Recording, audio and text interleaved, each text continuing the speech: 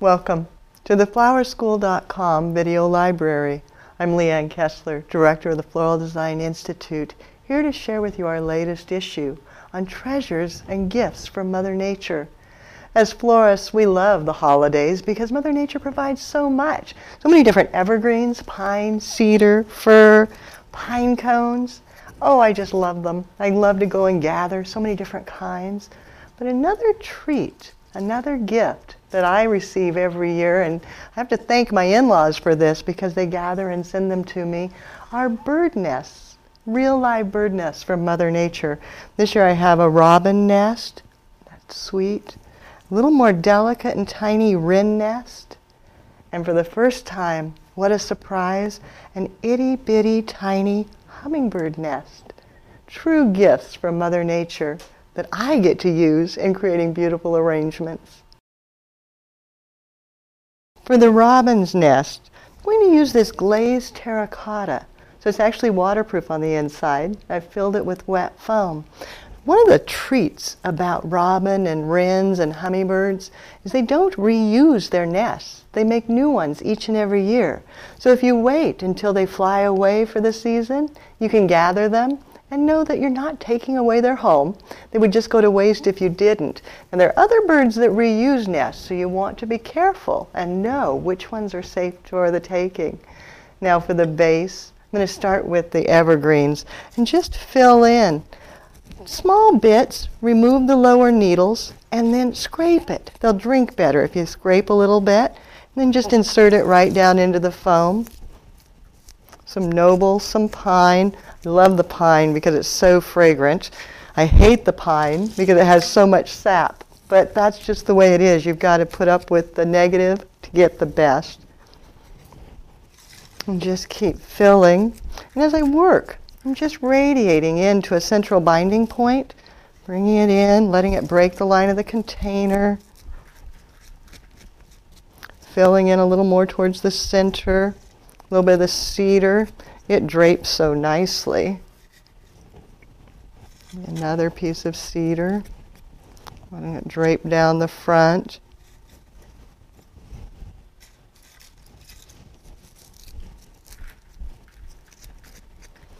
And then for some contrast, some of the blue-gray juniper with the berries. Oh, so lovely. Much darker, a little grayer, a lot of different than the greens that we think of as being in the Pacific Northwest. And I love the berries. They just look so grand. And it dries. All of this is going to dry and look fabulous for a very, very long time. I save my nests from year to year, so I want to protect it before I set it in here. I don't want to set it directly in just all by itself. And the best way I've found is to use the flat wire from Oasis. It comes in different colors, gold, copper, red, chartreuse, lots to choose from. What I do is I just kind of pull it out, and starting in the center, think about the size of my wreath, pulling it, and that's going to be the first base. Kind of wrap it around to secure it,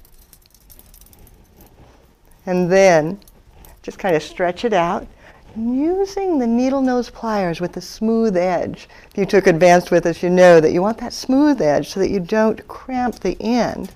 Start winding it around, pulling it on itself. Then once you get it started, you can do it by hand. You just kind of wind it, get a nice little squiggle started, go back to the opposite side, do the same thing, create a little squiggle, bring it around.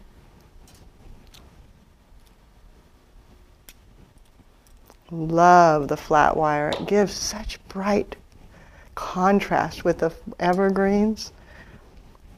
Then go back and build a little cup for the nest by winding it around and around.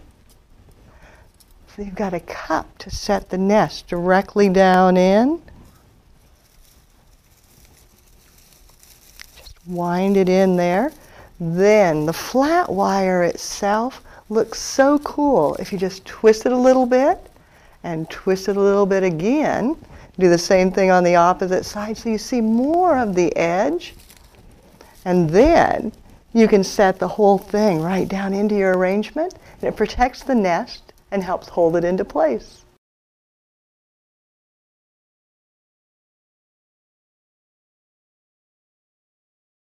As a florist, I was always taught that you never set a nest out that was empty. It had such a negative connotation.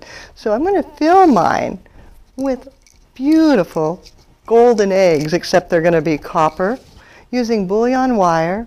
Just pull off a length. It can be anywhere from 1 yard to 2 yards. Give it a cut. And then wad it, yes, that's a technical term, wad it up into a big mesh of wire, and then roll it in your hands. Think back to when you did kindergarten and Play-Doh, that type of thing. Just wind it, wind it, wind it in your hands, and it creates a beautiful egg. You can squish it around a little bit, and then just set it right down in. You need definitely more than just one. Oops, there goes the wire. Give it a cut. Again, wadding it up.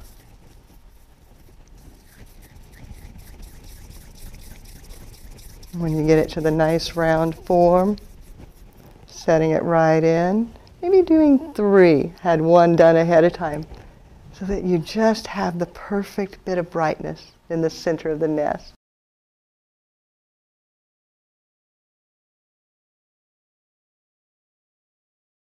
Beautiful bronze cymbidiums are the perfect accent for this. Now the whole spike, a little too much, but individual blooms just pulled off.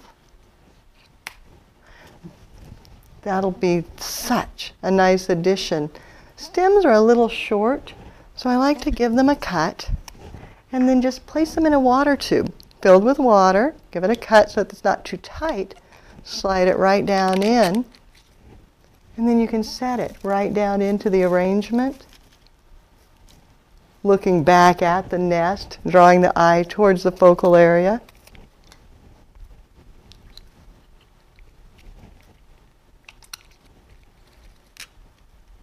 Around to the opposite side, nestling it in there, and maybe one more, giving it a cut.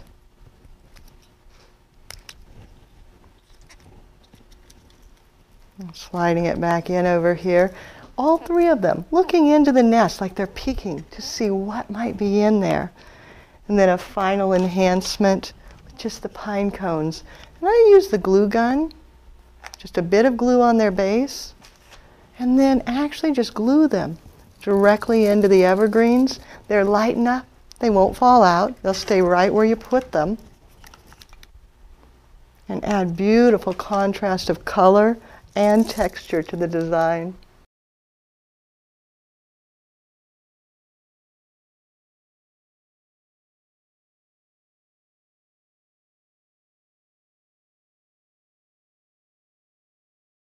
There is an old German legend that goes when you go out to gather your Christmas tree, if you chop it down and bring it in and you find a bird nest in it, that the coming year will be filled with health and happiness.